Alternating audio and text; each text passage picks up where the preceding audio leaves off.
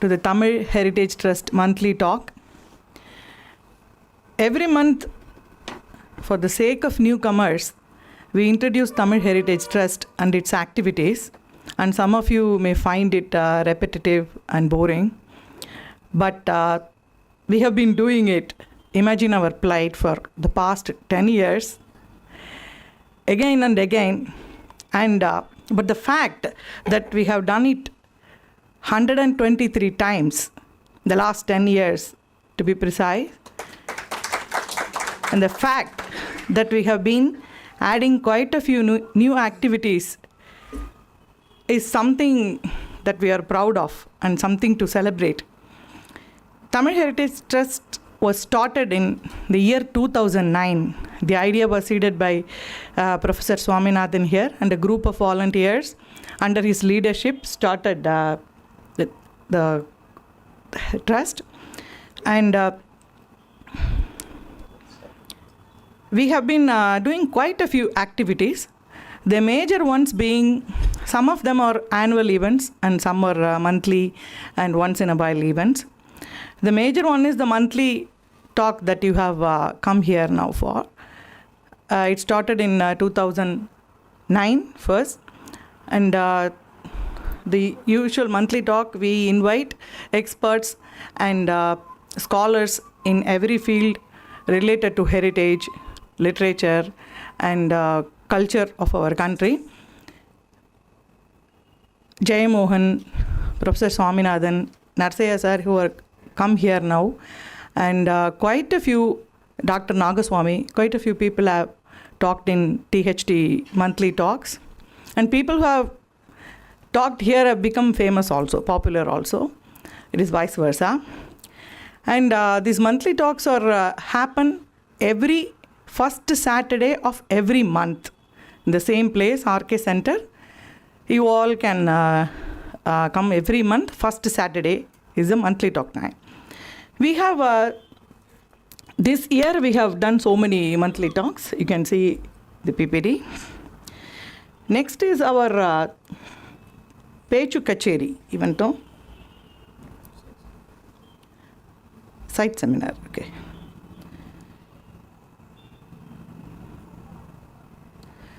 Site seminar is an event that happens once in a year in the month of January, usually relay closely with the Republic Day. We all, around 30 to 40 of us, travel to every state in, one of the states in India, and study about the temples, architecture, the literature of the iconography, and other such. It will be a detailed tour. The preparation starts very well in advance. Around August, September, we start the preparation. Every Sunday, all of us meet. We prepare articles on the various sites we will be visiting, and we will be doing a presentation which others will be attending. It will be like a very complete study tour. We have, so far we have 2010 the site seminar started, and you can see we have been to Mamalapuram, Ajanta and Ellora, Pudukottai, Srirangam, Gujarat, Tirunelveli, Badami, Odisha, and Kanchipuram, and this year we had been to Madhya Pradesh. Next year we are planning to go to Tanjavur. Next is, another event is the photographs. You can see some of the lovely photographs, the site seminar trips. It's a very next is the another annual event is Pechu Kacheri, what we call usually in December season.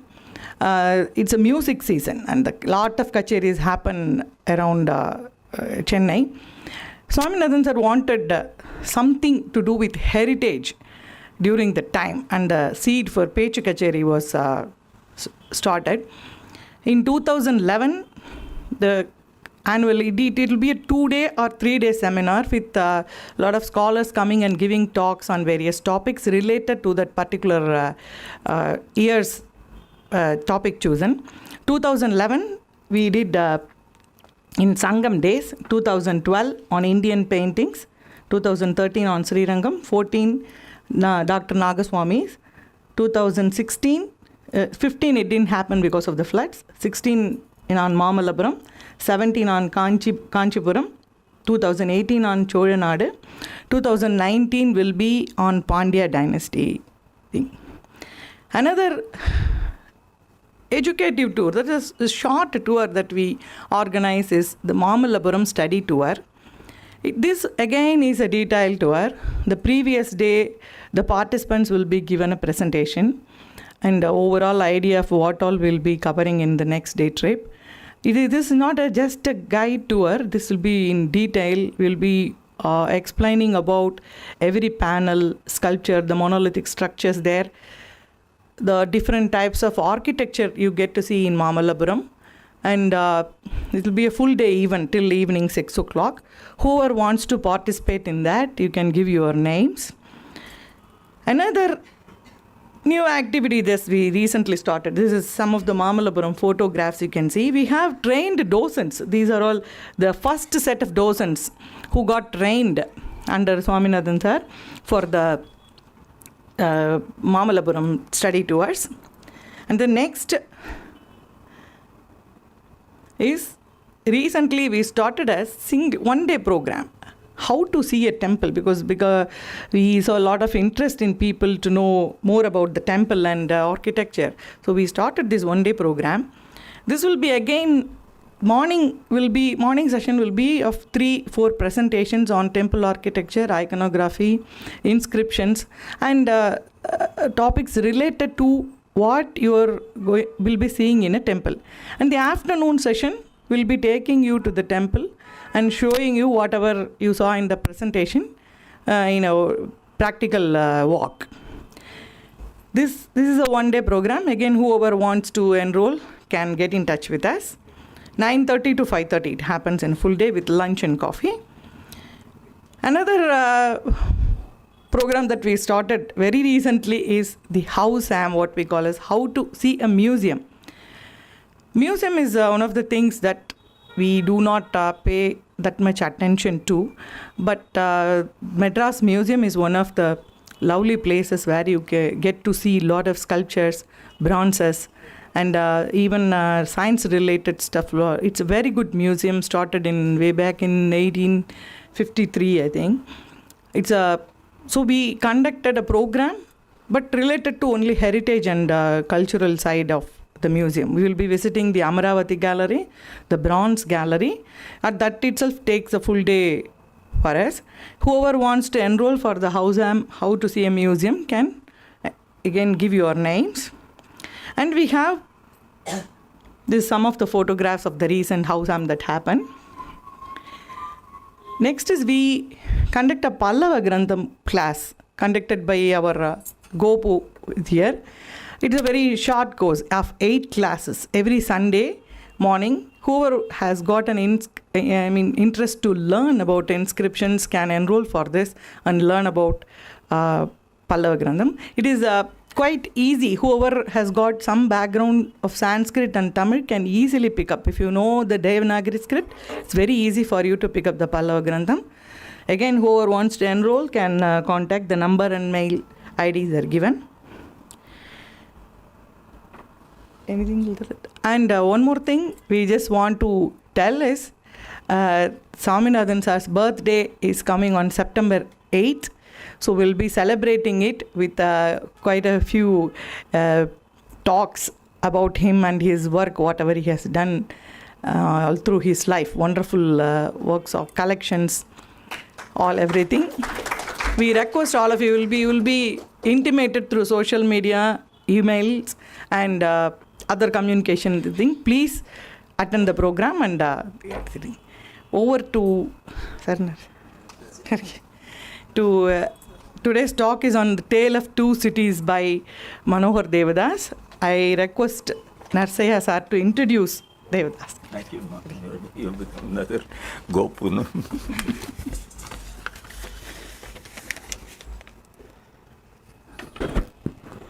Good evening. It's my proud privilege to introduce Manohar Devadoss, a good friend of mine for over a decade and a half. Actually, our contact started with my writing on Madurai, because Madurai should always be referred to as My Madurai by Manohar Devadoss. And in a way, it is also my Madurai, because though we are from Andhra, we've been living in Madurai for a long time. Manohar was kind enough to provide 4 sketches for me for my alibi, which adorn the inner pages of my alibi book. The thing with Manohar Devadoss is he is a sort of ideal. He can be seen as somebody to follow, as a kind of model, a role model for many. Many may not know the background, but so I will give you briefly his background. He was born in 1936, and even before he reached his 30th year, he was diagnosed with retinitis pigmentosa, that is, a kind of degenerative eye disease, which is hardly which can be hardly cured, and it leads to blindness. Knowing that, he continued his work, and soon he had to wear very powerful glasses, as much as 27 power glasses, but still his enthusiasm in seeing art and culture did not die down at all. Born and brought up in Madurai, he had his education earlier in Sethupathi High School of Madras, followed with American College, where he studied chemistry and eventually held a good post in one of the private companies, where, as he himself said the other day, he was sent to Germany, and when he returned, he says, my value in the marriage market rose after I returned from Germany. He was married to Mahema, a wonderful lady, a kind of lady I've seen and spoken to her, so I know about her. She was also a gold medalist in literature from Madras University, and also a fine arts, good artist, good writer. So both of them found so meaningful life they were leading. But as ill luck could have it, in 1972, 3 days after their 9th wedding anniversary, they were traveling in their car, which Mahema was driving, a small car, Herald car of those days, with Mano on one side, and behind him her mother and Suja, the child. Actually, she should have come, but yesterday only she left. His daughter, married to a diplomat. His son-in-law is, incidentally, his son-in-law is the American ambassador to Madagascar now. And they were traveling when a truck was following them, and a lorry was following them, and at some place after leaving Coimbatore for some time, the lorry hit this car, and as the driver, Mahema was the driver, she was very badly injured. All of them were injured, but Mahema was totally injured and became absolutely senseless below neck, and rendered a quadriplegic for the rest of her life, tied to a wheelchair. That was the biggest tragedy. And his eye problem was getting worse day by day. But did they lose? No, they did not lose. In his book, Dreams, Seasons and Promises, he says, she had no control over many bodily functions. She would have to be loaded with drugs that would dull her sharp mind. She would have to live with the constant threat of infections, bed sores and spasms. She would be a dependent all her life, needing 24 attention. She was to be given, but she still gave. She was giving throughout, both of them, and she also was a good in sketching and painting. And they held an exhibition under those conditions. And you would be pleased to know, M.S. Subbulakshmi came for the meeting and gave the bhajan song first to start with. In fact, T.C.S. George book on M.S. Subbulakshmi, it is Mano's picture that dons the cover. He drew M.S.'s sketch, and he calls her M.S. Amma. They were very close. And when such a thing happens, like he, with his retinitis pigmentosa taking worse turn, And she tied to a wheelchair with her quadriplegic conditions. They did not give up their life. When dreams are destroyed, it takes a rare kind of courage to pick up the pieces, to push the past into oblivion, and do not give space to pain or self-pity. They did not give. They strode along together. And they strode along together in a grand show. And I am reminded of Sarojini Naidu, who sang in her poem Transience, "Nay, do not grieve, though life be full of sadness. Dawn will not veil her splendor for your grief, nor spring deny their appointed beauty to lotus blossom and ashoka leaf." She sang, but Mano followed. Mano practiced it. To tell you, in the very beginning when he was in Sethupathi High School, he drew one engine. Most probably you will see it in this lecture today. A steam engine, a top shot of a steam engine, and showed it in the class. And his master in Sethupathi High School, he gave him a title. He called him Kirkupa. Am I right, Manu? So this was the thing. Acceptance is a special kind of grace. It requires a lot of strength, and Mano has it. And the picturesque drawings of Manohar dwelt upon the minutest detail you will be seeing now. The symmetry of every brick and tile of the building, inked and alluring quality of each picture become all the more incredible when you think of the physical condition that he was undergoing. And he was using a lens of 27 power. And I've seen him drawing with a transparent table, powerful lights from the bottom, and on the paper, with his memory so sharp, once he has seen, he can never forget. And I tell you, such a beautiful sense of humor. Today, as I said, we are missing his daughter Suja. She was here till yesterday. When she was being delivered in the hospital, Mano saw Roy Chowdhury's beautiful statue, Triumph of Labour, in Marina. He came home and drew a beautiful ink sketch of that Triumph of Labour and covered it and went and gave it to her when the child was born. Triumph of Labour.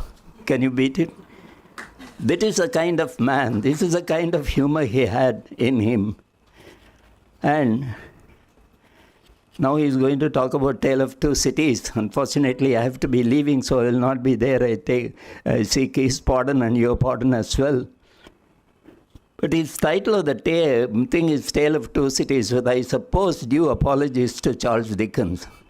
This Tale of Two Cities, one is, of course, 2,000 years old plus, another is hardly 400 years old. That is colonial Madras. I am not talking about the Tondai Mandalam per se. And about Madras, Rudyard Kipling wrote a poem with a pessimistic note, because Madras was ruling, but when suddenly Calcutta became more famous, everything went to Calcutta, including the Governor General. So Madras was really backstage. Rudyard Kipling said, "Clive kissed me on the mouth and eyes and brow, wonderful kisses, so that I became crowned above the queens, a withered beldame now, brooding on ancient fame." You will see all that ancient fame as well in some line sketches.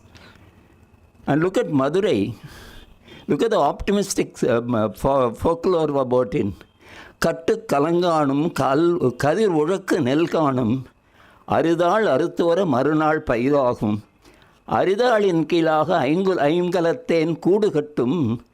மாடு கட்டி போரடித்தால் மாளாது சென்னல் என்று யானை கட்டி போரடிக்கும் அழகான தென்மதுரை. So you are going to hear from him both about Madras and Madurai. Thank you very much, Gopu and company, for giving me this chance. Thank you all.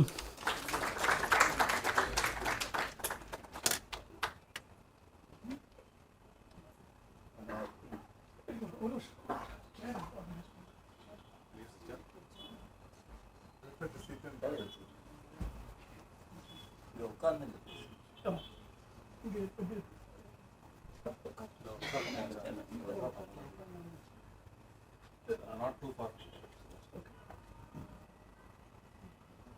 Different lawn, sir.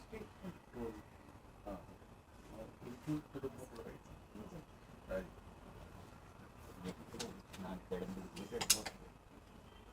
Thank you.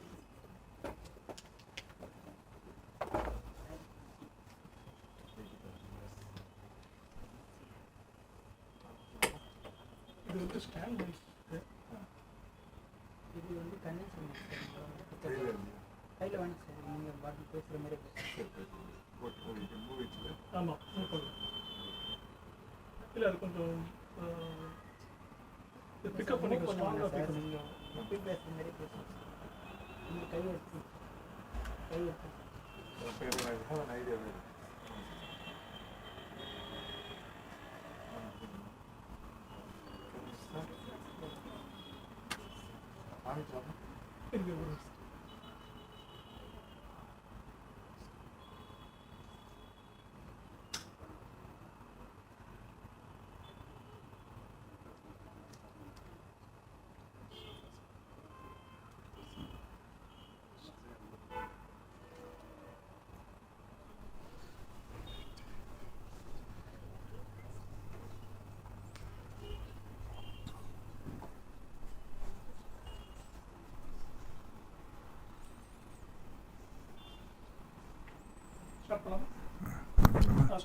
Okay. Can I start? Yeah, start பண்ணலாம். Can you hear me? Yes. Okay. I'm so happy that Tamil Paramparya Arakattalai, which is doing such wonderful job, invited me to make this presentation. And the way in which Ravi came and spent so many hours with me on this, and the thoroughness with which he did the work with me was very impressive, and I'm very proud of you all for doing all these things, and may God continue to bless the wonderful work you do. With this, let me talk. Some of the things already Narasaya told, so that makes it easy for me to start. So, I will start. The title came because when Ravi spoke to me, he wanted to talk about Madurai, the heritage of Madurai, and laughingly he said, you are talking in August when Madras is celebrating its 380th birthday. Then I said, I have a lot of drawings of Madras. Actually, Sujata Shankar and I are going to come out with a book on Madras with my artwork and her writing. So why not I combine both? And we can call it, a parody on Charles Dickens' A Tale of Two Cities, and we can call it. And the nice thing is, one city, Madurai, is more than 2,400 years old, and the other city, as we know it, the modern Madras, is less than 400 years old. So it's very fantastic contrast between the two, and it will be an interesting topic. I'm loosely chronological, but not strictly chronological, and I will be moving from Madurai, Madras, alternating between them. And we practiced and practiced and practiced. This is the largest number of pictures I am going to show in this event. So I hope not to make mistakes, but if I make mistakes, Ravi is there to correct me. So I'll start with that. Ever since I could remember, I drew pictures, and the emphasis of the pictures changed with time. For instance, when I was in primary school, second class, third class and all that, I did mostly pictures of animals, giraffes especially, elephants, and particularly lions. I liked to draw pictures of lions. Then when I went to middle school, like other school boys, my interest moved to road rollers and steam engine trains. In those days in Madurai, south of Madras had these electric commuter trains, and there were no diesel engines in those days. That was only these beautiful steam engine trains. And as a middle school boy, I was totally fascinated by the steam engine trains, and I drew pictures of them at various angles, and that gave me knowledge in perspective also. Once I stood in a train stood on a curved track, and I stood in front in the rail track and saw the train. See, in those days there were not too many pictures, and this was the only time I saw a train right at its face. It was a forbidding, at the same time fascinating sight. The carriages was, because on the curved track I could see the carriages. I studied it carefully and came home and drew it. And this one drawing taught me so many lessons in perspective. Many years later, I wrote a book on my perspective, which Sujata Shankar was one of the chief guests of that, and in which I have written a lot about what all I learned from this particular drawing. Then I went to high school and I became a teenager, and my topic of interest changed now to okay, I found, sari-clad women fascinating. And I thought that a sari is a very beautiful dress. I still do. And I had no sisters. And sari was a mystery. How is it worn? I learnt if I have to draw sari properly, I should know how exactly a sari is worn. Somehow I figured out, secretly looking at women when they were dressing and all that, and somehow I learned the sari. So I did it because I understood how a sari is worn. I could draw it better. This was one of the lessons I learned. Whatever you do in life, if you have a deeper understanding, you will do better. So I did this. My father was a doctor, and he had a library in the house. And in those days, there were not too many Tamil books and another English books. He had a mini library, and there was a lot of books on art. And because I was artistic, I used to, go through those art books. And I liked many of the things. I made pencil sketches of it. One of the drawings was particularly attractive. This is about a famous British artist called Sir Pointer of 19th century. He did a painting of Venus all aglow, with a kind of a billowing cloth behind her, all aglow. I did a pencil sketch of this Venus. And my father, who is a doctor, announced that I had got her anatomy right. I was fortunate in growing up in a generous minded family, and we could talk on any subject with my father, which was a great help. Then, though I was interested in art, I never thought of art as a profession. I wanted to become a scientist. So science was my interest, and I joined American College and did chemistry. I majored in chemistry.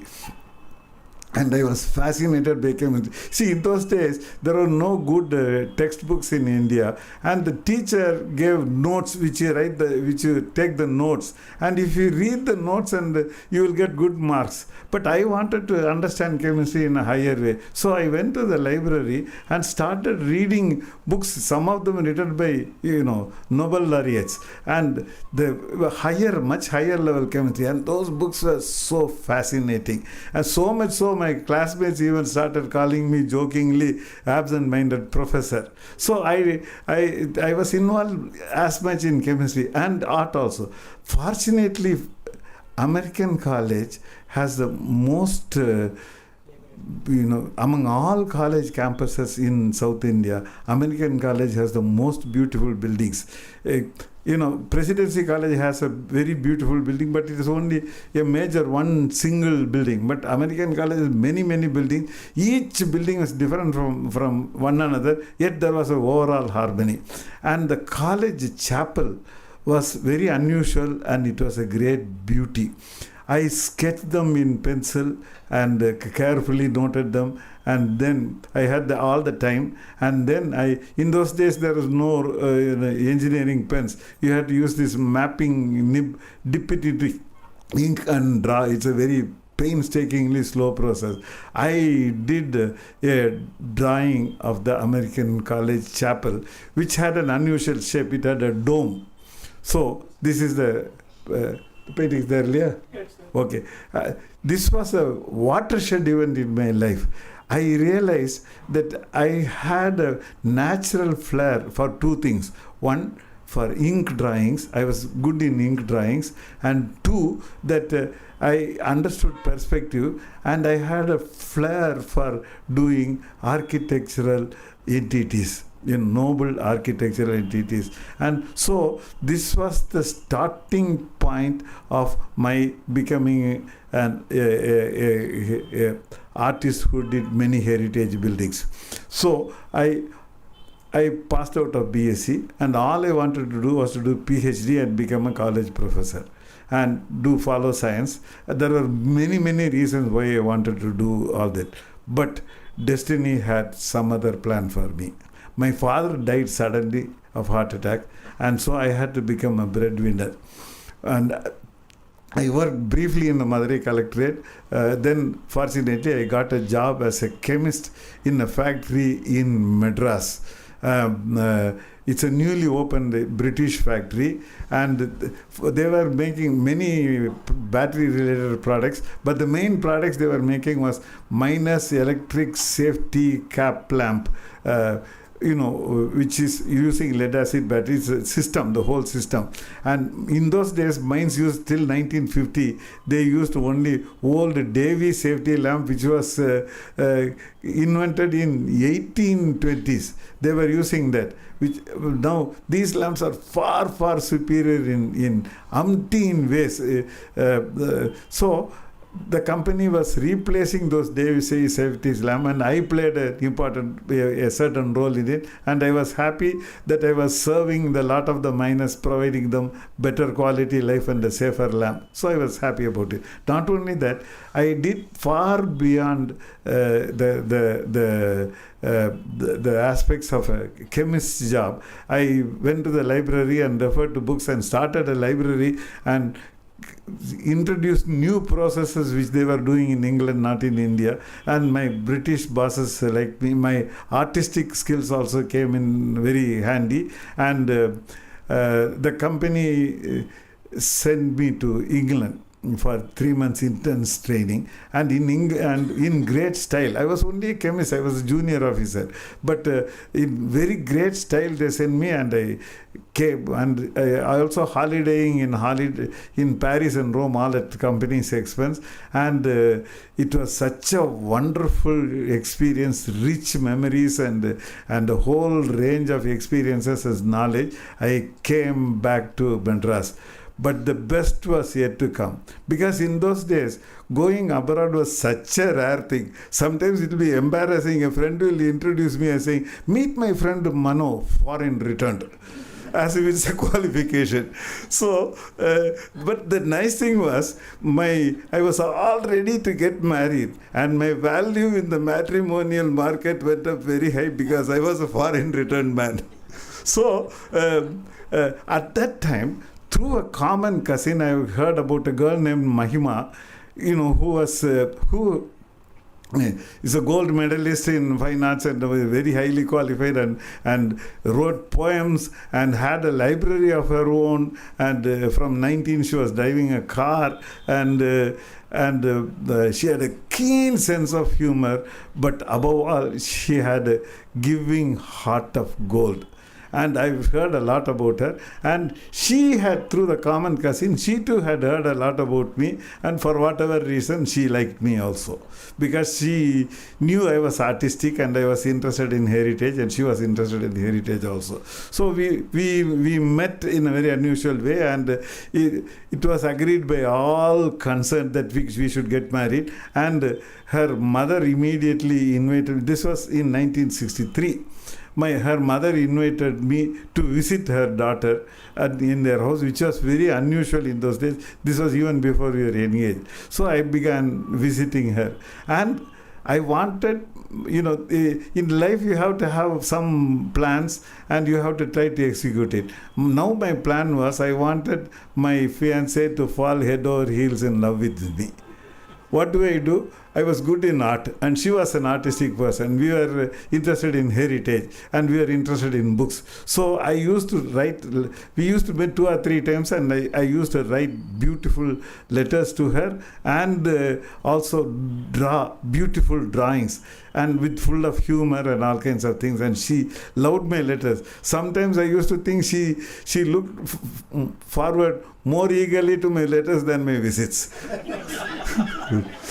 So then I just want to see only one example. For our engagement, I did a heritage drawing of Michelangelo's famous David statue just before attacking Goliath. This statue is 17-foot tall statue. I did the handsome face of David, many days before our engagement, and did the drawing using this mapping pen in a slow way, and gifted it to her in my engagement letter to her.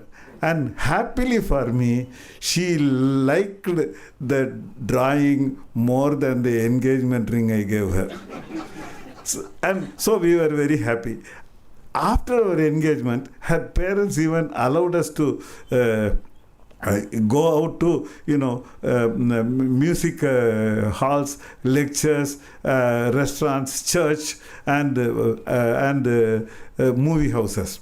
So that was also very, very unusual.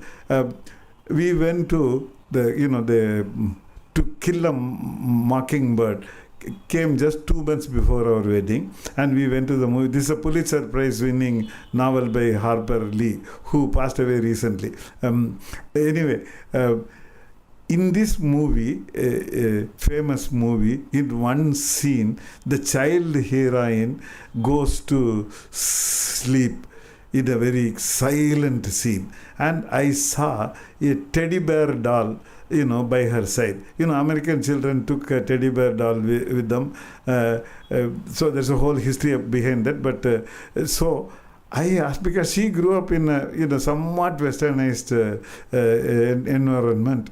I asked her softly, Mahema, as a child, did you take a teddy bear with you when you went to sleep?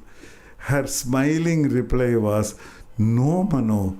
As a child, I did not take a teddy bear, but 2 months from now, I'll take a big teddy bear to bed with me.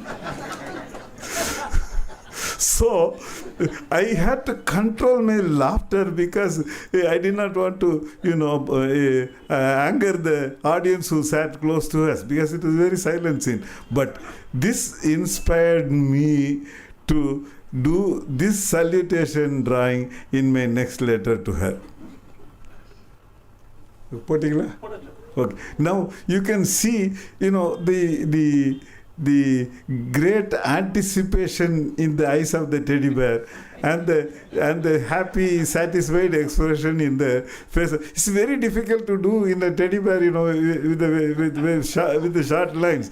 But all these, I realized as soon as I met Mahema, my quality of my English language improved, the quality of my artwork improved, and what more, we exchanged, books relating to heritage and art and history. And because she did, fine arts in Stella Maris and a gold medalist, she knew a lot about our own Indian heritage and Indian art and all kinds of things.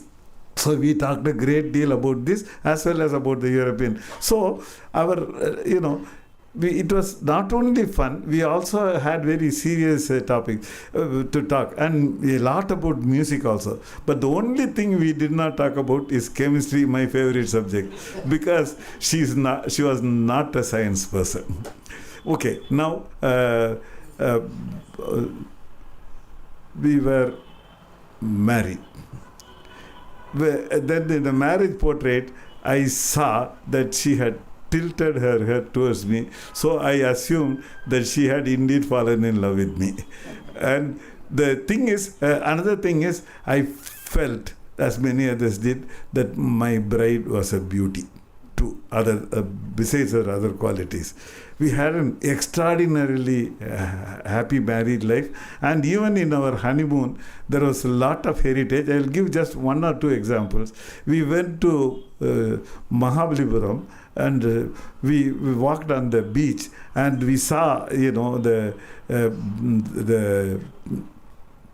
the shore temple at a distance with a grand coastline. So I made an on the spot sketch standing, and Mahema watching. This is the first drawing I did as a married man, and this is the first drawing that Mahema watched.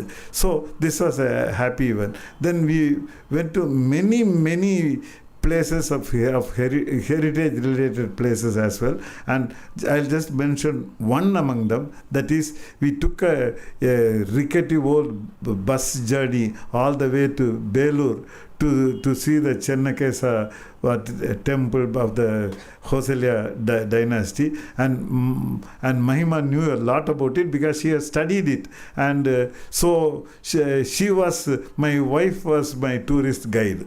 So she made a lot of explanation. I made many on the spot sketches of that also. So we had a very happy married life.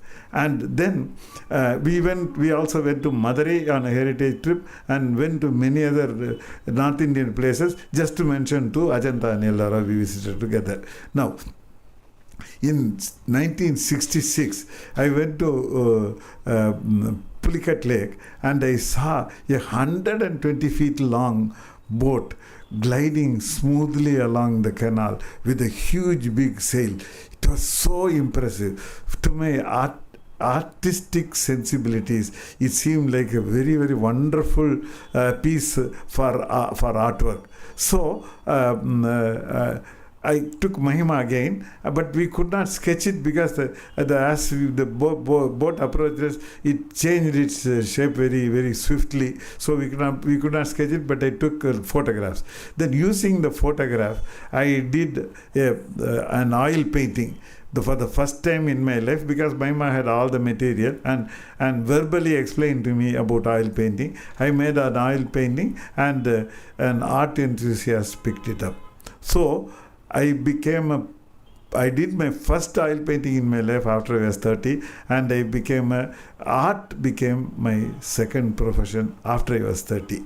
Then I did a very big drawing, ink drawing of the same boat, exactly to scale, and on a 28 by 20 inch artboard, and we went to the university library, and Mahema took copious notes about the interesting history of the canal, Buckingham Canal, and then about the viability of the canal, and about the hard life of the boatmen. And she wrote a crisp, beautiful text about the canal, and a reproduction of my drawing in the front of the card, and inside on the left Mahema's text and our Christmas greeting. We made our own Christmas card, and this Christmas card created a mini sensation because we sent it very early, and many friends wanted to buy the cards. Then it occurred to us, why can't we make heritage cards year after year, and people want to buy it, we'll sell it to them, and whatever money comes we can give it for charity. So our heritage greeting card for charity project started like a very small sapling, and which over the years grew into something very huge tree.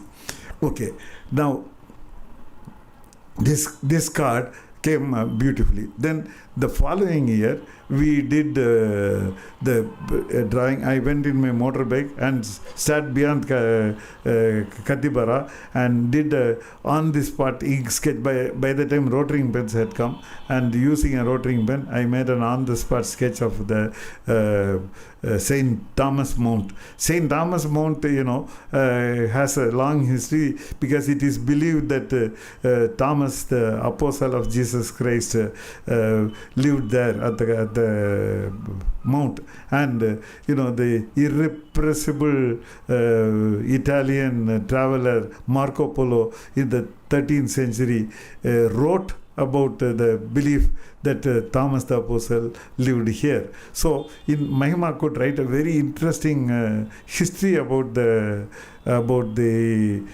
St. Thomas Mount, and this was the second year we came out with this card. Then we went to the United States, and I did my master's in a prestigious college, Oberlin College, and I did my master's degree there in chemistry. It was very grueling, and Mahema's job was to director organizing programs on Asia, culture, heritage and everything, which suited her temperament, and we successfully lived there and then came back to Madras in 1972 August. Even though we came only in August, we still had quickly did a greeting card of now. This time in 72 we came out with a card of Kabbaliswarar temple, and Mahema again wrote a beautiful text for it, and we came out with this card, and more cards were being sold. Then this is 72. Unfortunately, as Narasaya said, on 3 days after our 9th wedding anniversary, on December 30th, 1972, the road accident happened, and Mahema became a quadriplegic, paralyzed below her neck with no sensory perception below, and she was hospitalized for 10 months in 2 hospitals. And during that time I read a lot about the quadriplegia, and I realized it was a horrible monster. It has many terrible aspects, and the doctors were very kind, and I learnt a lot from the doctors also, so I was better prepared to take care of her. She came back from the hospital after 10 months in October 1973, and yet we had time to come out with a greeting card, because she did not want to stop the greeting card project, and we came out with a greeting card. And this was St. Thomas Cathedral as seen from Santhom High Road. I did the artwork, and Mahema managed to do the dictate the text from reading various books and all that, and we came out with the card. So even after the accident, we did not stop the greeting card project. That was 73. Then the managing director of the company I worked for, this Oldham, it's called Oldham. By the time it has become indigenized, the British has left. He wanted to use the card for my greeting card for the company, and I was delighted. So for 74, we came out with the card of Mahabalipuram Shore Temple, for which Mahema wrote the beautiful text. And since then, every year the company used my card for year after year. Then around this time, as I was doing a research paper for my place of work, I closed my left eye and looked at the graph sheet, and I saw that there are patches in my retina which was dead in the center. Not fully, but partially, and the dead region was growing. So as Narasaya said, I suffer from retinitis pigmentosa, and soon I lost my vision in my right eye. By 1975, I could not see much in my right eye, and even in my left eye, I had a very narrow cone of vision. So what to do? I decided, before I lose vision in my left eye, possibly, I should do as much artwork as possible, and at the same time do work in my company. There are so many commitments, all that I have to do, and then I will do more artwork. Then how about reading books? Mahema said she will rearrange her schedule and sit with me and read books to me, book after book after book. So I did lot of artwork, and அந்த படம் வந்துச்சு இல்லையா, Mahema sitting. Yeah. So Mahema sat next to me, and while I drew pictures, she read to me book after book after book. So I did not want her to stay in her house, so I kept her wheelchair very close to me. And 76 we started, and 79 I realized that the number of artwork I did during these 3 years was much more than ever before. You know, I lost my vision in one eye and a very limited vision in the other eye. But yet the number of pieces I did were more. Not only that, the quality of the artwork I did was much better than before because technology helped. And then the number of books Mahema and I read were also much, much more. So I realized that the Mahema suffers from quadriplegia and I was vision only, limited vision only in one eye. Despite that, we came out with fantastic results. So I told the two monsters, quadriplegia and retinitis pigmentosa, you put adversities in our way, but it in a way helped us indirectly to do better.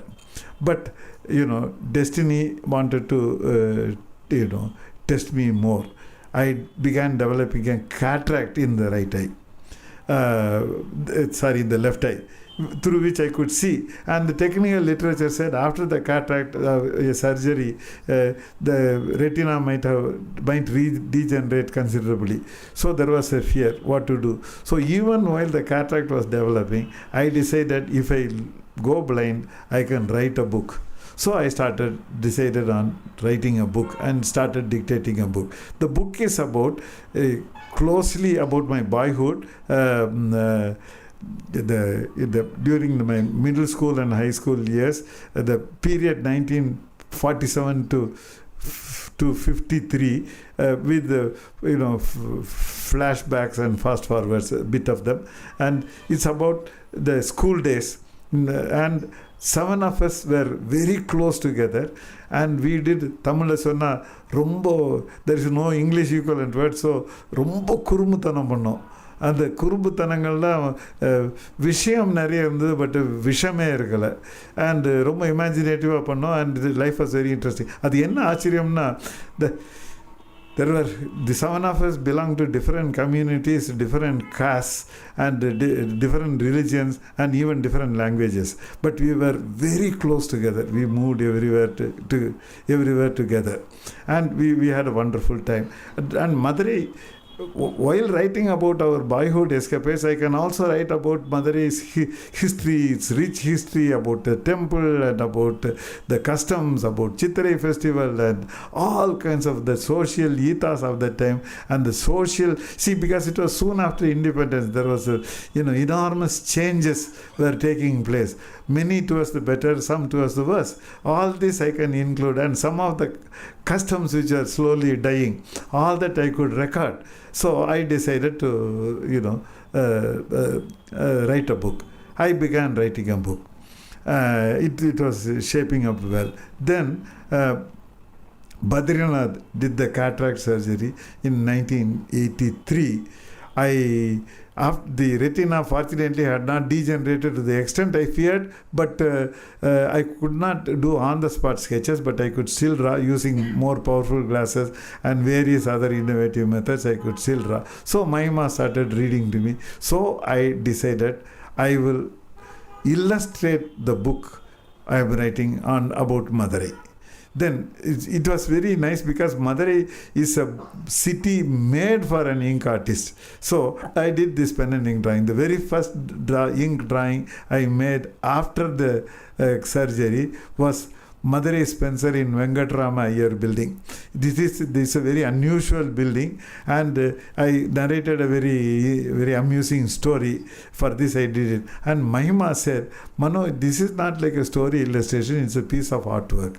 I said, this is how all the drawings are going to be in the book, and every story will also have either a heritage or a historic or a sociological backdrop to it. So I started working on it. Now, I'll quickly go through just examples. I did this drawing of the profile of the West Gopuram. This is a beautiful West Gopuram profile, a majestic Gopuram with a smaller Gopuram by the side and a rain tree adding to the beauty. But along with the Gopuram, what I talked about is about jet cars. See, the inner city of Madurai was so narrow, the bus service could not be used. And in those days, if you don't walk, the only mode of transport was jet cars. These jet cars were a rickety vehicle with a mangy pony and a large spindly wheel. Madurai was teeming with jet cars. In my book, I wrote a lot about it, and this illustrates the two aspects: one, the glorious temple, and the other, the mode of transport, the jet cars. Then once the auto rickshaws came and cycle rickshaws came, jet cars simply disappeared from the scene. So I recorded what is there. Then the next is about the East Gopuram. The technique, the literature says, especially that Deva Kunjari, who had PhD thesis on Madurai, says that this temple was built by the Pandyas in around 1200. It's about 900 years old Gopuram, such a majestic Gopuram. And I have drawn 7 of us with one girl. The story is, this is Iyengar boy, Sadagopan, who's one of the gang members. His family, lower middle class Orthodox Brahmins, following the old custom, they got the daughter married even while she was in school. But she persuaded them to allow her to write the SSLC exam, and she wrote the SSLC exam, fortunately. When she was 18, her husband died in a train accident. And in those days, widows were treated very cruelly in India, and especially Brahmin widows suffered a lot because they cannot wear any undergarments, they have to wear only thing, and lot of other restrictions. But though he belonged to the old custom, we were afraid the same fate may befall this girl. But the father did not have a mind to do that. He did a very intelligent thing. Because if he does not do it, his own relatives will be very critical of him, leave alone her in-laws family. So what he did was, he got himself transferred to Karaikudi, where there were no relatives or friends, and he put her quietly through college. And she did mathematics BSc. And in mathematics BSc, in those days there was only Annamalai University, a very small university, and the entire Tamil Nadu has only one university, Madras University. And she stood first in the entire Tamil Nadu. And her articles came about her in papers, but they did not mention that she was a widow, fortunately. And so he got her transferred to Madurai because there was no MSc there, and got her to Madurai, and he put her through MSc. And those naysayers, the critics, வார்த்தைகள்லாம் மீனிங்லெஸ்ஸாக போச்சு. ஏன்னா அவ்வளோ பிரமாதமாக பண்ணிட்டால, அதனால் யாரும் அவளுக்கு criticise பண்ணுறதுக்கு வழியே இல்லை.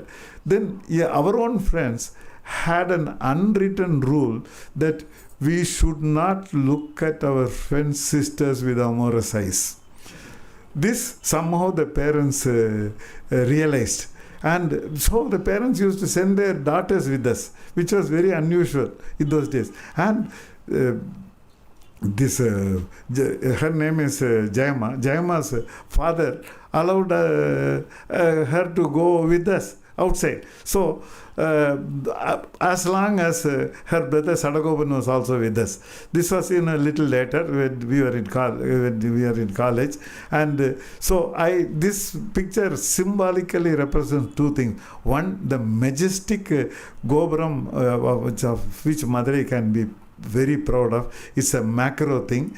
And then down below, how a father broke the shackles of the evils of the widowhood, and how a widow could study and do things in a way, and how she was free and could enjoy life. So this was in a micro level, it was a good thing. So symbolically there were two good things. A quick flash forward, she did PhD later and then married a Gujarati bachelor who was a doctorate, and moved to California and retired as a professor of California University at Davis. And she and I kept in touch throughout this period, and anytime she come to Madras, she used to always spend time with me also. And I told her, sometimes tragedies bring good things also. If your first husband had not died, you would have been sitting and talking about the price of katrikai. Now you are a professor. So anyway, so this is her story. I represented this drawing. Then in those days they allowed people to go up the temple southern, the south Gopuram alone. So I went there, and it had 9 tiers, and from the 6th tier window I saw the magnificent view. Then I went again and took a sketch pad and sat there and did the sketch. And then I also, took a camera and took photographs. At the 2 Gopurams that you see, the near one is Chitra Gopuram, which has only 7 tiers, and the name is very appropriate because extremely beautiful Gopuram, and it's nearer the inner Praharam, and it leads directly to the Amman Sannadhi. And at the distance you see the West Gopuram, which is taller, but because this is nearer, both of them seem to be of the same height, and that leads to the Swami Sannadhi. So I did this drawing. So I kept adding more and more drawings to Madurai. And as I was doing, my eyesight was becoming worse. And I also wanted to always include some heritage aspect. Now I wanted to include, South Avni Moola Street is special. Why?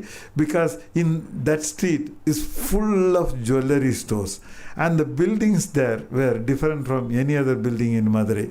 Once Suresh Krishna called the building, Suresh Krishna, this Sundaram Fastness, called it quasi-British, quasi-Indian architecture, those buildings. It's more Western than Indian, but it is very special, very different. All of them are jewellery stores. So I wanted to narrate a story in which I wanted to include a drawing of this. By that time, my eyesight has become very bad. So what I did was, I did a pencil sketch on an A3 paper. By the time, this photocopying machines, Xerox machines have become available. And I did just half of the building, because it's a symmetrical building.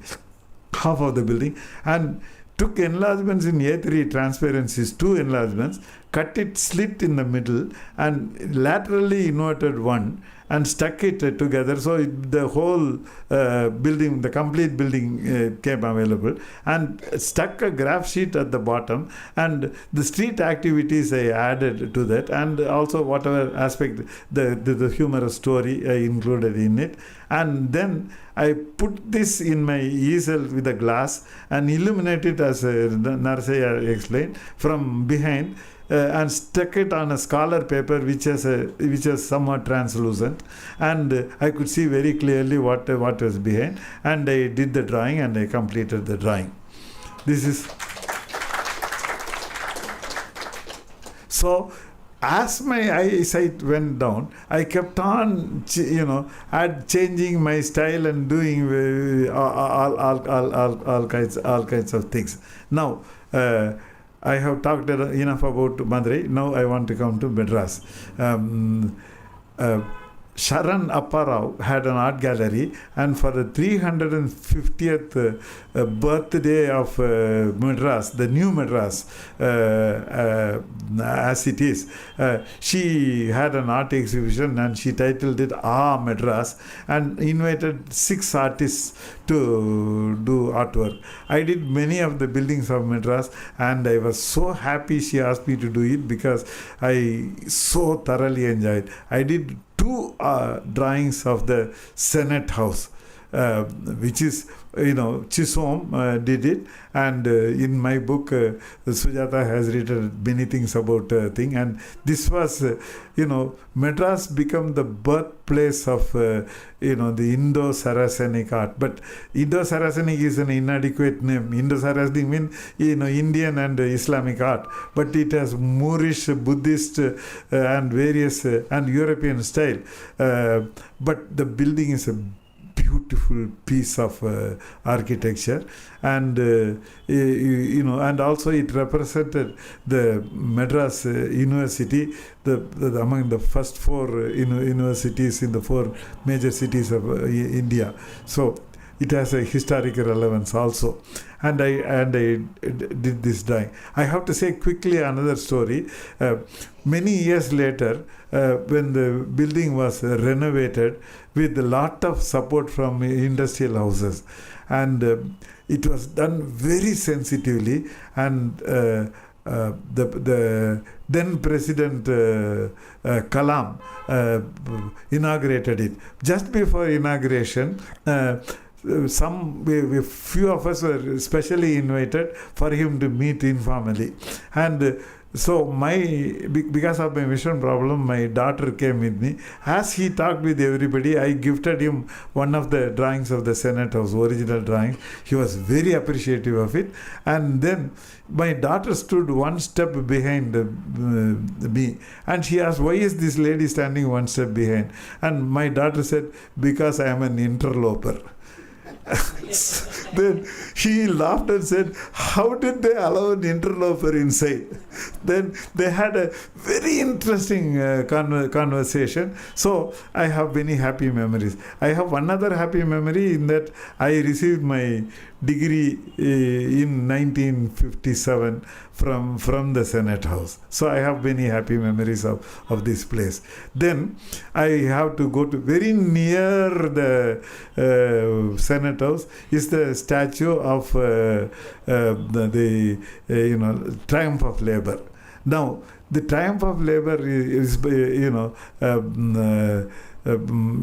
is a wonderful statue by Rai Chaudhary, probably the best sculptor of Madras of India at that time, and it's a beautiful piece. And yet I would never have drawn it, however much I appreciate it, but for a happy incident in the family, as Narisai has already said it. So my wife was expecting, and so I wanted to have art, sensitivity and humor all in one. So I wanted to do a drawing of the intricate ink drawing as usual. I wanted to do it and went and sketched it and took some photographs of the statuary. But what happened was the child decided to arrive 2 weeks earlier. So I did not have time to do in my usual intricate ink drawing style. So I had no time. So I quickly put a photograph at the back of the easel and put a paper on it, and with a 4B pencil I did a sketch of it. This is the only pencil sketch that I made at that time. All the others were ink drawings, and made a quick pencil sketch of a totally different style, a very contrasty thing, and stuck it on a inside a card. On the outside of the card there are only 3 words: "Congrats on your." And inside, when you open it, of course the Triumph of Labor will be there, so that it is, I am telling my wife, "Congrats on your Triumph of Labor." Okay, so I went to the hospital in the evening. By then the child had just arrived. And because the child arrived a little early, my daughter was put in an incubator. And we wanted only a daughter. And the first thing Mahema said when I went there, she was worn out and looked tired. My mother was with her. And she said, "Mano, it is Sujata." So I went and saw the baby in the incubator and gave a kiss to her. And then gave this card to her. And she looked at it, she opened it, and she was intrigued for a flash, for a second or two, and then she realized the humor in it, and she had a beatific smile. That smile is engraved in my heart forever. So these are, art made me very, very happy too. Then not far from it is Presidency College, and Presidency College is one of the earliest colleges in India, and Presidency College is a great place where many great men studied, like just to mention a name, Sir C.V. Raman was a student there, and many great people taught there, like Radhakrishnan. So it's a fantastic college, and I did a drawing of it. And this went for the greeting cards. Now, because the ceiling is so high, to indicate the scale, I put a boy and a girl on the first floor to show the idea of a scale. Around that time, I invited, Ram Narayan, the cricketer of yesteryear and the professor in the School of Journalism, and his wife Gauri, granddaughter of Kalki, for dinner along with some other friends home. And while talking and some singing and all that, they said that they were students in the Presidency College, and they fell in love there, and they got married. So I promptly named the boy and the girl as Ram Narayanan and Gauri. And so, in the book that Sujata and I are writing about the Presidency College, I have mentioned this also. So, interesting thing like this happened. Then, Mahema said, instead of making cards casually, let us approach companies, and if companies buy use these cards, then we can sell large number of cards, then we will be able to give lot of cards. Earlier on, we had an exhibition, as Narasaya said, and through which we came to know M.S. Subbulakshmi and all that, and we also came to know Subbaya and Sitama of this Burgappa group. And Mahema phoned them, we want to talk about something, and they promptly invited us for breakfast. Mahema went and made this proposal that we want you to use the card. And Subbaya immediately said, why not? We'll use, why one card? We'll use two cards. And so the one card I chose to draw was from Dare House, that is the Parry and Company, from the terrace. I wanted to draw the domes of the High Court building from Dare House. So I did this card and included his name. And he said, because you are doing it for charity, even though you do it for us, you sell the cards for others also. And he gave another order for another card also. I did yet another drawing of Shore Temple in Mamalapuram. These two cards were made. And he ordered totally 10,000 cards. So the first time we crossed 10,000 cards, because we printed more than 10,000 cards. So we were happy. And since then, we approached many companies, and lot of companies ordered the cards, and the number of cards we said kept on going up. As my vision went down, the number of cards we sold kept going higher and higher.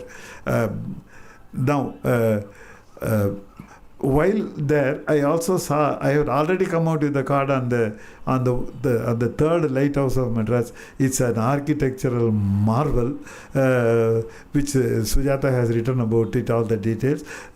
So I did a drawing of the old lighthouse also. This old lighthouse has very special meaning for me, because every time I came to Madras during my teenage years, I used to go up and go on 180 round around and see all the beauty around, and the trams going down like chocolate boxes, and the buses called Red Lady moving there, and the electric train, and the sea, and the buildings, and the ocean of trees to the south, and the majestic heads of this Indo-Saracenic buildings rearing their heads above these trees. And I have wonderful memories of all this. So I did this drawing.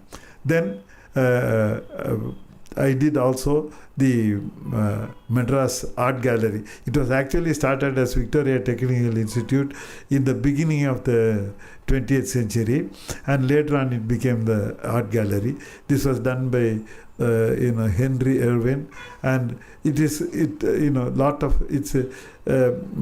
much more Mughal aspect to it than others, and yet it's one of the very, very beautiful buildings. My two favorite buildings of Madras is the Senate House and the Art Gallery, and I also like the High Court buildings. Okay, now I did this. Then when I was in school, in my 8th standard, the lessons were about the British Raj, and many things were written about them. And in my one lesson talking about this Ripon, They said Ripon was a very compassionate viceroy, and he was so good to the people and so genuinely interested in the downtrodden that the Tamil people called him Ripon Engal Appan. So this is what was written in my school textbook. So I said, oh, if the man is that famous, I must go and see the building. So my uncle took me there and saw the building, such a beautiful building. This was when I was in high school. And for me, that was yet another new experience. We went inside and went up. And the first time in my life, I went on a lift. In those days, lifts were such rare commodities, and Ripon building had a lift, and so I had that memory. And many years later, I did this drawing of Ripon building. All this went for the greeting card. And then I also did this Victoria Hall, and Victoria Hall was renovated by Suresh Krishna when he was the Sheriff of Madras, and there was a function, and in which they had a special exhibition of artwork of Victoria Hall, and Saravanan of AVM liked my drawing, and he gifted it to Suresh Krishna at that event. And so Suresh Krishna and I, we knew each other before, and since then we became very close friends, and he became my mentor. Then next is the Central Station. I have known professionally Anand, who was the mechanical engineer in North Eastern Railways, related to my job.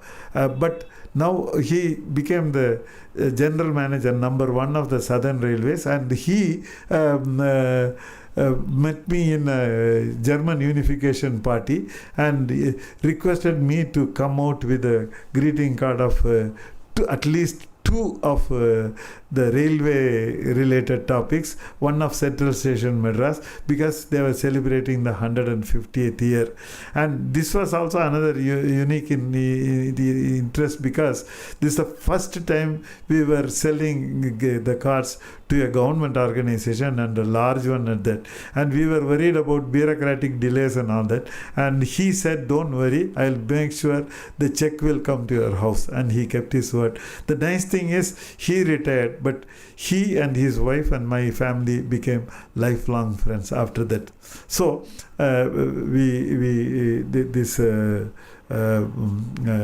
this was also a good thing. Then I want to go to St. George's Cathedral. This was the St. George's Cathedral was not a cathedral first. It was built in 1810. It was built on a very similar style of a church in some Giles or some place in England. But if you remove the steeple, it could be easily mistaken for a Greek temple with the Greek columns and pediment and all that. And this church has a special meaning for me, because it is in this church that my daughter and son-in-law got married. My son-in-law is an American, and the entire family, including his grandmother, flew into Madras. And after the wedding end, the recessional, the convention is the parents walk behind the bride and the groom.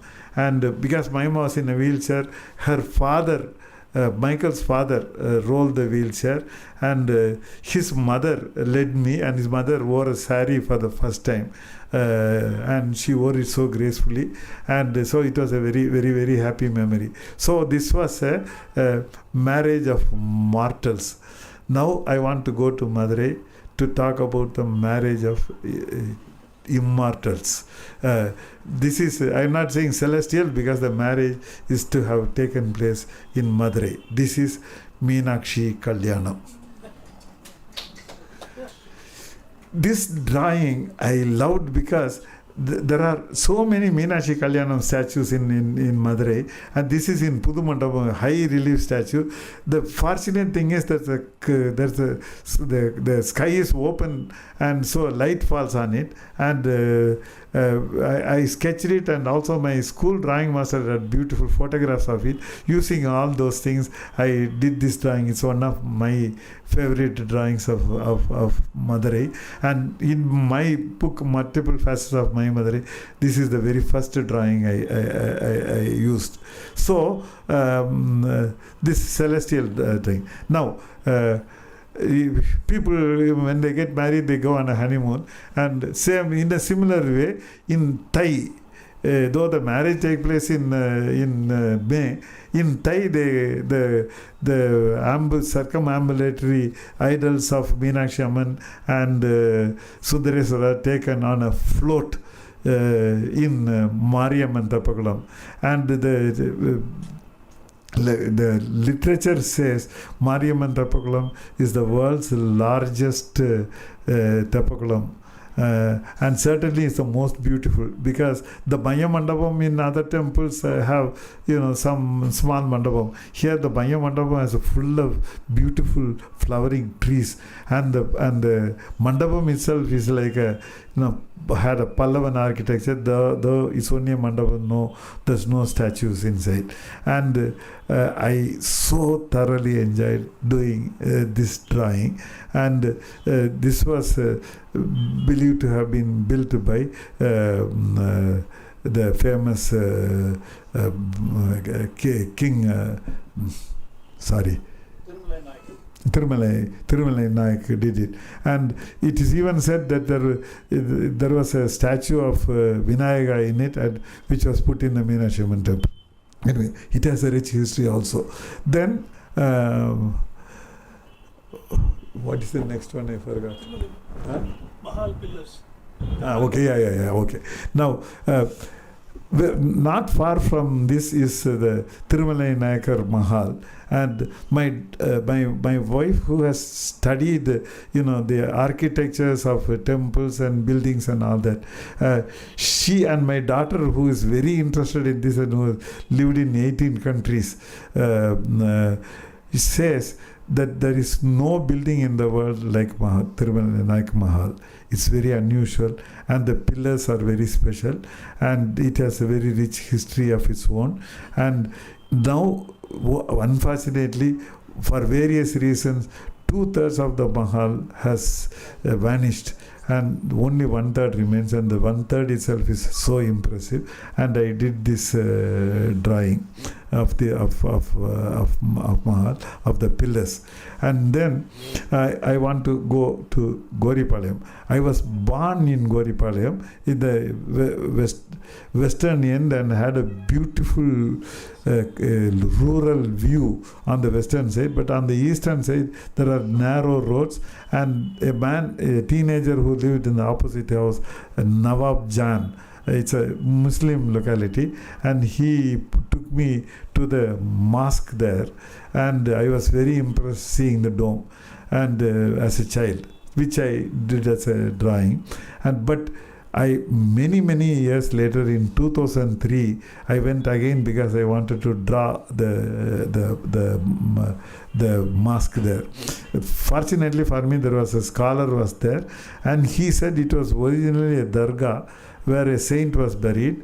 And then he said 2 of the sultans who were killed, after the fall of the Pandyan Empire and before the ascendancy of the Vijayanagar Empire, the sultans ruled in Madurai, and the 2 sultans are buried, and he showed where they are buried also. But what he said was that the big dome is a monolithic piece, which was I could not even believe it. But later on, in a monograph, I read it was a monolithic piece because our sculptors were used to carving out big stones, and so later on Anwar also says that it was monolithic, and it's also the very first and the largest dome that was built in South India. So it has many special aspects, and I felt sad. Here is, it has even it has negative aspects are historically important. That only the sultans who ruled between the fall of the Pandyan Empire and the ascendancy of the Vijayanagar Samraj are buried there, and it has a monolithic dome, and it is the first dome in South India, but there's not that much recognition of it. That is one sad aspect of India. But what I am very happy is that, this Tamil Heritage Trust is trying to change that kind of a situation and increase the awareness of the people. So I am very happy about it. And then I want to go to American College. In those days, clippers used to come from the United States, from Maine. They will, cut from the frozen lakes huge chunks of ice and bring them in clippers, multi-sailed boats coming very fast. And, what is now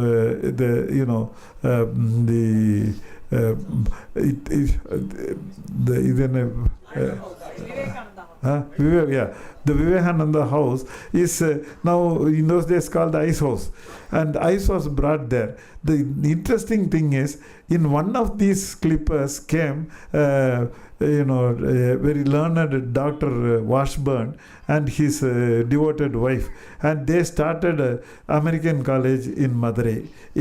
First at Pasumalai, and it was moved to Goripalayam, which is where I grew up. So I was very familiar with American College. So, and I studied in American College, and so American College became a very beautiful campus. And I did the drawing of the main hall, which is by Henry Irwin, who did the art gallery and who did the Mysore Maharaja Palace. And such a beautiful building has such a pedestrian name called the main hall. They could have given a better name to it, but it is so it is. And I also, in my drawing, I included my two classmates, and one was supposed to be a college beauty, Bhavani, and her friend Jamma. I included in the drawing, and the college used it extensively for making bronze plaques and in letterheads and in invitations and all that, and I'm very happy that this happened. Then, as I told you earlier, when my father passed away, I worked in the Madurai Collectorate. It was such a noble building. I had mixed feelings. I was very happy that I was working in such a fantastically beautiful building, but I was very unhappy. I was D7, a lower division clerk, and whatever I did seemed totally inconsequential, and I was only consuming papers wastefully. And those அந்த காலத்தில் சாணித்தாளுமாங்க, அந்த சாணித்தாளில் தான் வரும். அது நான் பண்ணுற பேப்பர்லாம் எனக்கு வந்து it seemed like worthless paper. So the job was very boring, but the place was fantastic. So I used to jokingly say, I feel like a donkey consuming useless wasteful papers. So when I wrote Greenwell Years, my book, I did this drawing. This is the very last drawing, and I included a drawing eating the wasteful papers. That donkey is supposed to be me.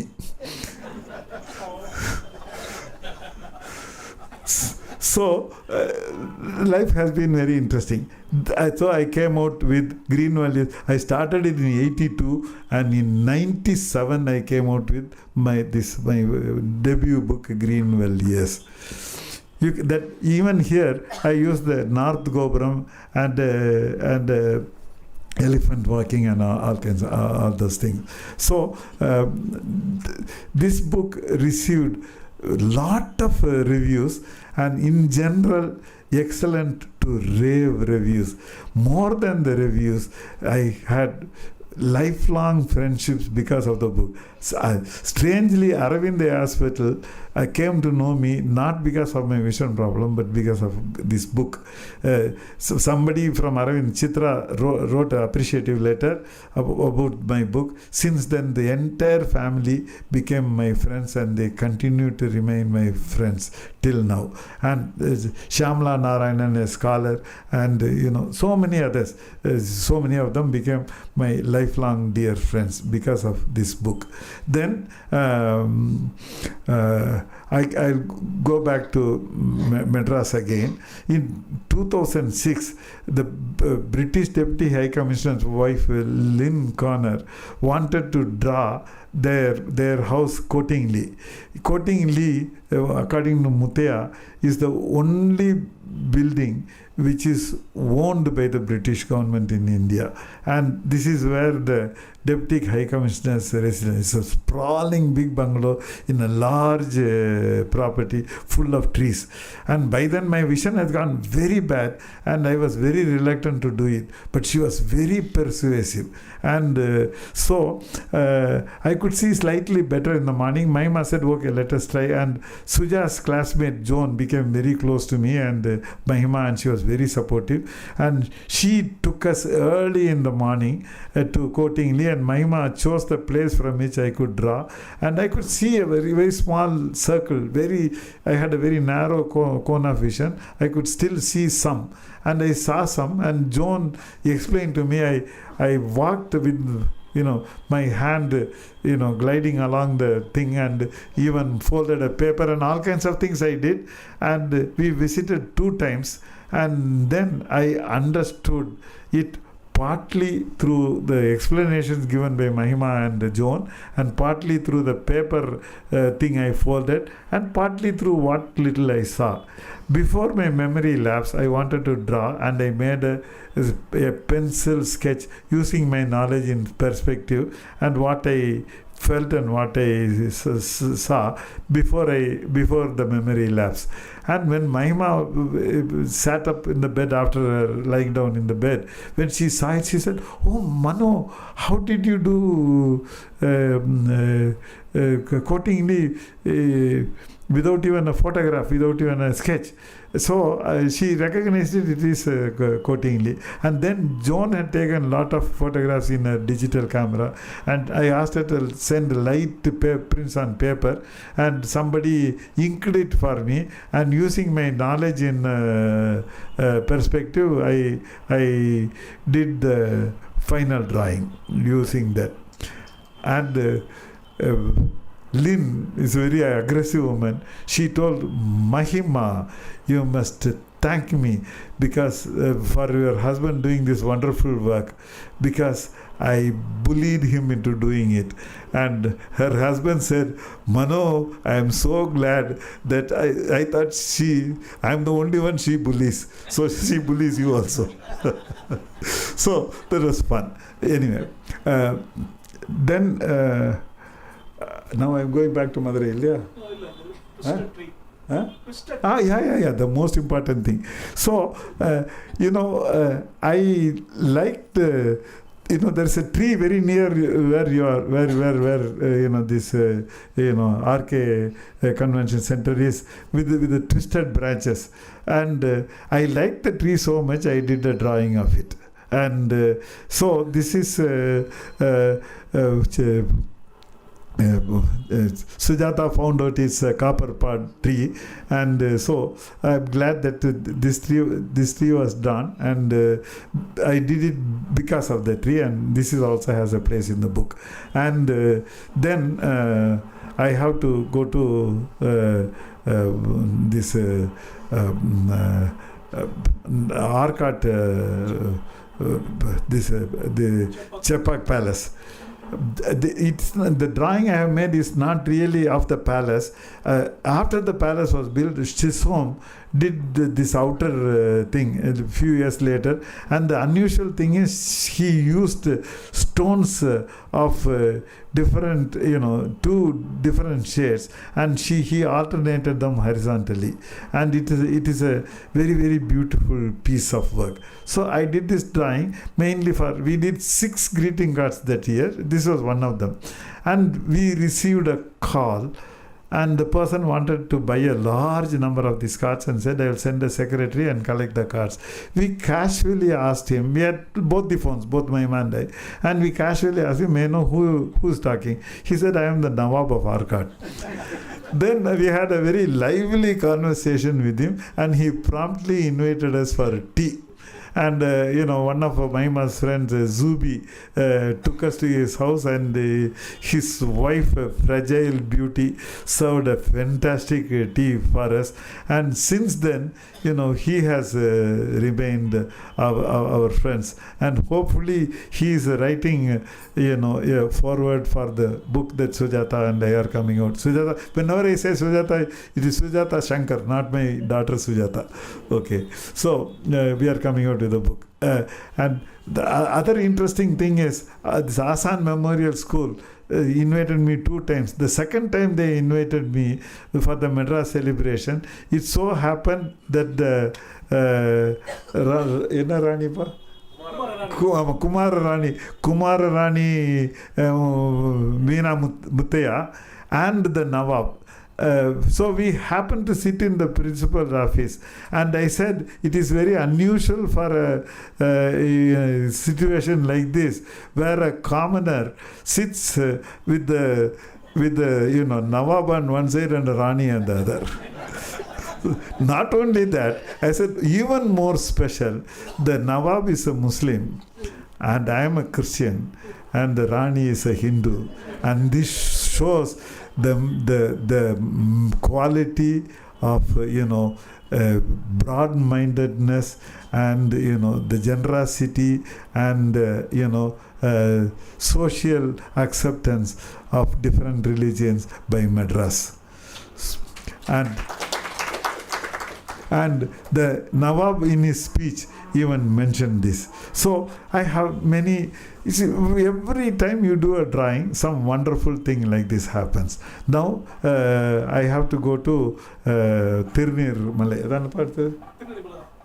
Okay, Tirunir Malai is very special. A Canadian friend who loves temples, temple architecture, who lived in Madurai, who's our good friend, he came to spend some time with us, and he said from the plane, as it landed from the south, he saw a tank and a beautiful temple atop a hill. Then I knew it is Tirunir Malai, but I had never been there. So that very afternoon, he and his wife and my daughter at that time were in primary school, and we visited the place, and it was such a beautiful place. It did not look like Madras at all. One would thought it's somewhere near Tirunelveli or Kanyakumari.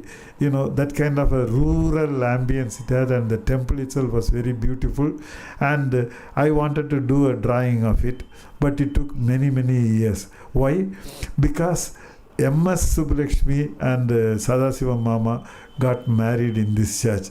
And so Dr. Badrinath, M.S. Subbulakshmi was a great patron of Badrinath. Dr. Badrinath wanted me to come out with a card on Tirunir Malai. So we did a card on this Tirunir Malai, in which Mahema wrote about the Sadasivam Mama and M.S. Amma getting married there. So we gifted them 20 of these cards. So then, to our utter surprise, Sadasivam Mama and M.S. Amma wrote in one of these cards a very nice words and sent a card back to us. So it is one of our very valuable possessions. அந்த படம் வந்துருச்சுல Okay. So he wrote such a nice thing, and Badri was so happy with the card. So after a few years, he wanted the cards again, but unfortunately this time the Mahema's text is exactly the same, but she had to add the two words late in front of Sadasivam and late in front of MS, because between the two cards they had both passed away. Time had marched on. And then now I go back to Madurai. I took Mahema to the Nataka Sala in 2002. Earlier on she has seen the Mahal, but inside we did not go. And she saw it and said, Mano, it's so beautiful, you must draw it for the book. I was coming out with the next book, my Multiple Facets of My Madurai. And I said, the light level is not high and my eyesight is very, very bad. And how, I'm intimidated. Then she said, Mano, please try and fail. When you try, you will learn something about it. So it won't be a waste of time. Try. Then Chitra said, okay, I will help you. And Chitra helped me a lot in doing this. And, I studied it, and the photographs were taken of various aspects and all that. And using my knowledge, because a close shot, the vanishing point was that some of the lines were very steep.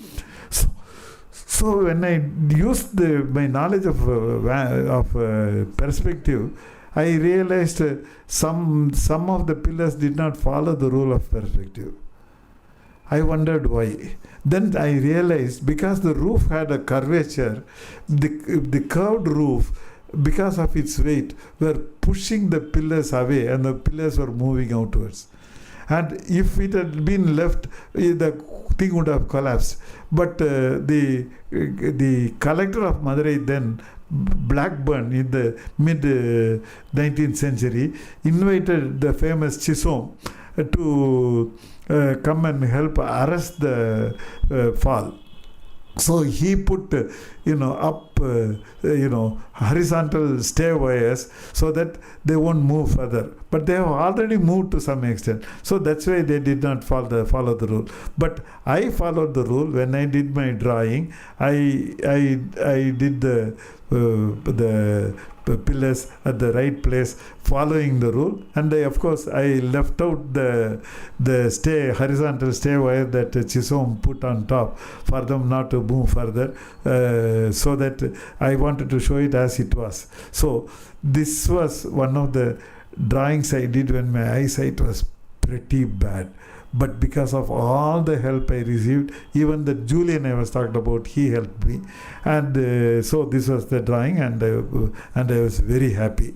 Then my daughter edited the book, and she looked at it, and she said, now where is Pudu Mandapam? I said, no, I didn't draw Pudu Mandapam. She said, Appa, Pudu Mandapam is such a special place.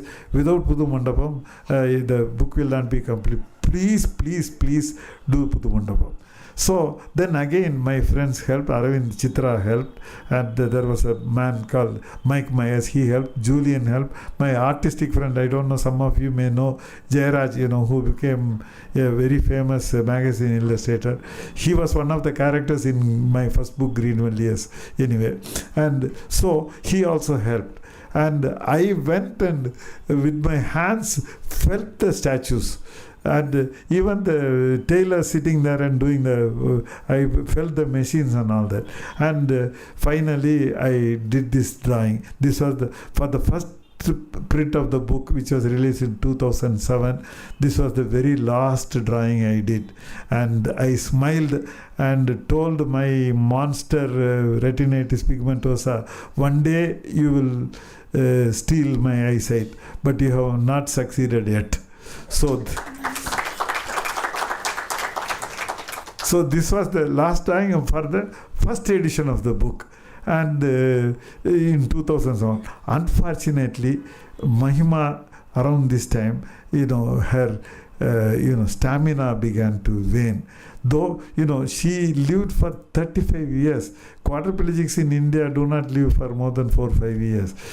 Many say it's some sort of a record. And she led an active life, She went everywhere.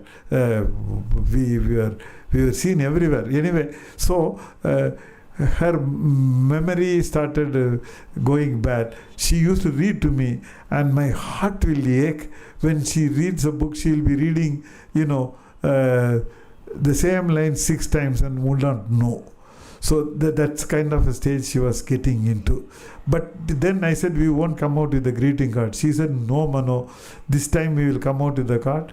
For next year, we'll let it be the last time. So despite all the, because we do these cards well before the music season and the season, so it doesn't suffer as much. So in October we did these cards, but we wrote to all the magazines and all the people that this is the last time you are going to come out with the greeting cards. From now on they won't, because my eyesight was also going bad. On account of that, or for whatever reason, the cards sold. We sitting at home, she managed to sell, with my support, more than 33,000 cards, all from the house. And so I used to tell her, I work for 16 years, 17 years and get the royalty, and in 1 year you make more money than that. So, but anyway, everything went for some cause. For instance, my first book, the entire royalty I gave to my school.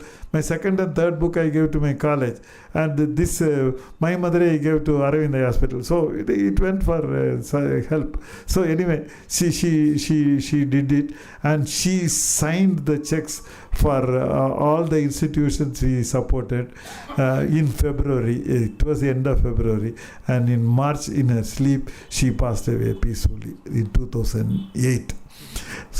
So immediately I started 2 endowments, one in Aravind Hospital and one in, my speech is going to come to an end now soon. One in Aravind Hospital, one in Sankara Nethralaya in her name. Earlier on we are giving money to them through the cards, but now I started the endowments, and many, without asking, sent the money. I sold the property to raise the funds, and then I also wanted to enhance the corpora by doing an art exhibition. By then my vision had gone very bad, and I decided to do watercolors. By then my color perception has become very poor. I could not distinguish between olive green and grey, between various magenta, red, maroon, pink. All this I cannot distinguish. But yet I chose watercolor because of technology. Stedler came out with umpteen watercolor pencils and watercolor pens, and my daughter gave me a box of 32 watercolor pencils with various shades. In grey alone there are 5 shades of grey, that kind of a thing. Using those and using puttu and rubber band and all that, I identify the thing, and the helpers will also say what color it is, and I created my own style of watercolor. I cannot do the conventional style, my own style, and I did large format watercolors. And I did 33 watercolors. But I have missed something. And either put it in. Okay, I'll go back to that. Okay. I came out with this multiple facets of my Madurai book. I'll show you quick. Okay. Can we go back to that? Sure. Okay. See this. I told you I did these 2 drawings. The one drawing, we'll leave it. Okay. Anyway, I explained how I did a very complicated drawing, which which will take a lot of time. I will not talk about it. So I did this 33 watercolors, and some of which was of Madurai and some of Madras. I'll give just 2 examples. One is of this Madurai Alagar temple. which is 13 kilometers north of Madurai. It's a beautiful temple gopuram with a backdrop of the verdant hill and monkeys walking around, and there was an elephant which was there. And I have special memory of this because when I came back from there in the evening, I saw the Western Ghats at the sunset, and that was the last time I saw Western Ghats. Then after that my vision had gone bad, I could not see. So I have many memories of that. So this Alagat temple, I did watercolor. And for Madras, I just want to show one representative sample, the High Court domes, the beautiful High Court domes. I did it in color. Then the next drawing I want to show is, you remember that I during the courtship I sent a letter with the teddy bear representing me and a doll representing Mahema. The doll is no more, but Mahema's memories remain with me, and like the Greeks, I represented her as a beautiful butterfly. And so, and there was this butterfly has a special connection with Mahema, which is too long to explain. But a butterfly with a specific wing pattern I did, and instead of the doll, I made the butterfly sit at the arm of the teddy bear. That represents beautiful spirit of Mahema. And this was bought by a art enthusiast, and the check went directly to Arvind, to Sankara Netralaya. So I thought 54 years ago, when Mahema made that witty statement, I'm thankful that I asked her a mundane question. She made a witty statement on account of which many good things happen. And then I did this watercolor, simple watercolor, which was appreciated and which was bought, and which money went to help some visually challenged poor children. So life has been good. Now I'll end my talk by the amount of time and trouble that Ravi took was absolutely amazing, and I end my talk saying this. I lost my wife, I lost my eyesight, and I'm 83, and I am living alone. Yet I am an extraordinarily happy person. Why? Because of all the love and support I receive, and I continue to be, despite all this, I still continue to be creative, and I want to tell you, I shall be cherishing the memory of this evening of my presentation to you. Thank you very much.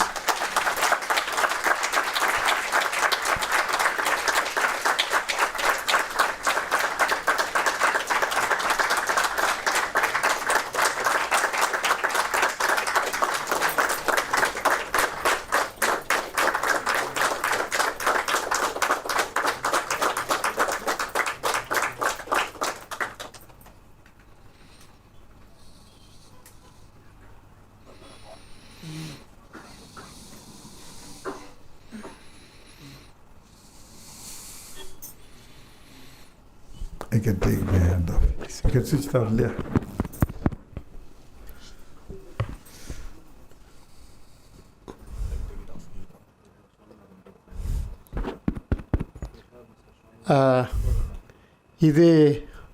It's a glorious evening, a glorious life.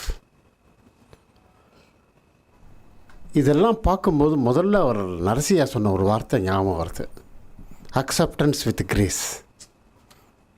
இதுக்கு மேலே நம்ம பேச வேண்டிய அவசியமே கிடையாது. And I think Tamil heritage trust it will cherish this evening more than any other evening. Thank you very much.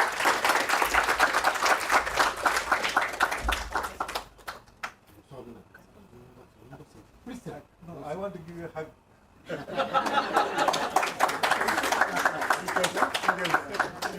You have created this wonderful program and wonderful thing.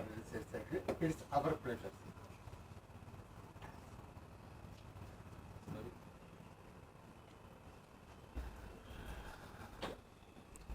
In fact அவர் வந்து எனக்கு தேங்க் பண்ணார். இன்ஃபேக்ட் நான் வந்து அவருக்கு தேங்க் பண்ணணும். முதல்ல வந்து இவரை பேச சொல்லும்போது சொன்னார், இன்ஃபேக்ட் எனக்கு ஜென்ரலாக ஒரு லேடி வந்து ஹெல்ப் பண்ணுவாங்க, அவங்க வந்து இப்போ வெளியூருக்கு போயிருக்காங்க, எனக்கு ஏதாவது ஹெல்ப் வேணும் அப்படின்னு. நான் வந்து I volunteer to help him. அவர் வீட்டுக்கு வந்து 5 தடவை போனேன் நான்.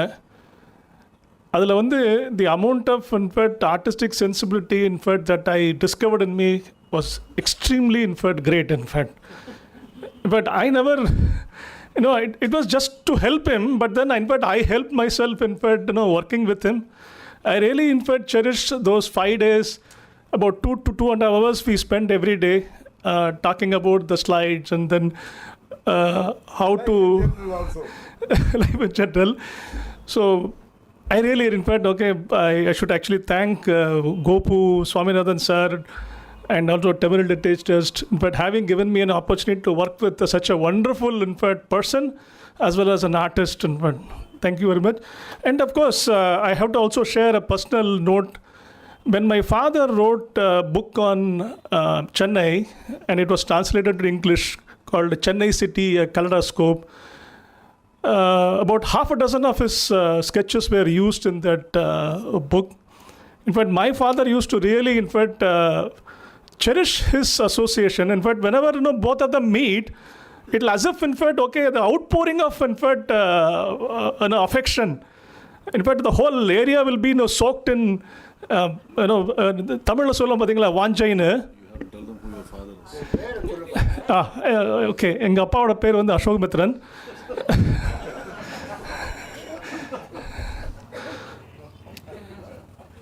ஏன்னா அந்த 2015 அந்த புக்கு ரிலீஸ் ஆகும்போது இவர் வந்திருந்தார். I mean the kind of the exchange that they have, he can't see him, but then he can still feel the amount of affection and the love each of them, both of them, in fact, have to each other. In fact, I'm very fortunate that I worked with him in this last about 2 to 3 weeks. Thank you very much. So next month we are meeting again on 7th September. The topic is not decided, but we'll meet certainly. Thank you.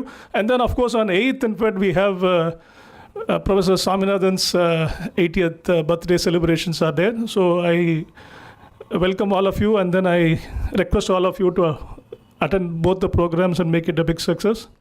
And the program on 8th is in the Tamil Virtual Academy. 7th is in RK Center. Thank you.